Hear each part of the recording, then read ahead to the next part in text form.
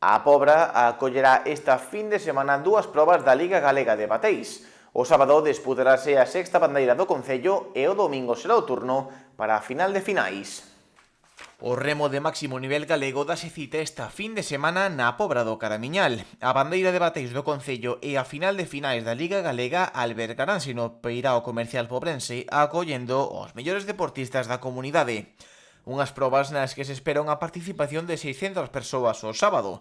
Para o domingo, agárdase unha cifra menor ou ser unha competición máis selectiva.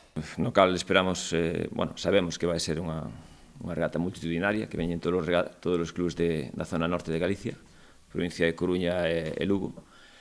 E despois tamén vamos presentar a regata do domingo, que sería a final de finais, que sería o colofón á Liga, no cual xa veñen clubes da zona de norte e zona sur de Galicia, e que sería o colofón á Liga, se digo. Vale.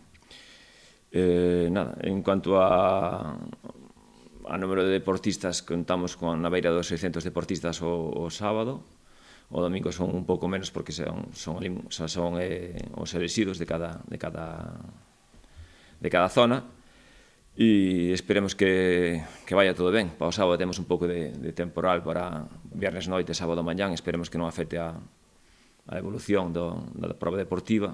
A Pobra é un dos escenarios preferidos para a Federación Galega de Remo e así o volven demostrar esta fin de semana.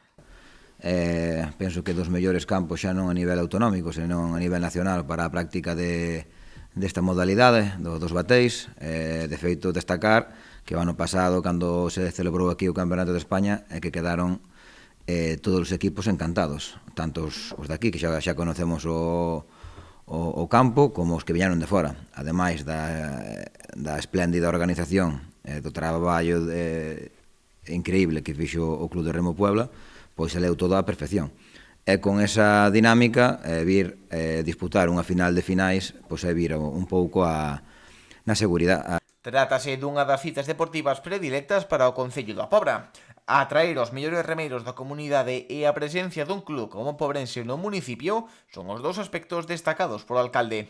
Se trata dunha cita imprescindible no calendario do remo galego, que vai a reunir, ademais, aos mellores equipos da nosa comunidade, e, por tanto, unha ocasión única para poder disfrutar dos mellores remeiros e remeiras da nosa terra. A segunda cousa na que quería incidir é a oportunidade que sempre dan este tipo de ocasións para agradecer ao Club de Remo Puebla o seu traballo, a súa implicación e, sobre todo, a súa fe neste deporte.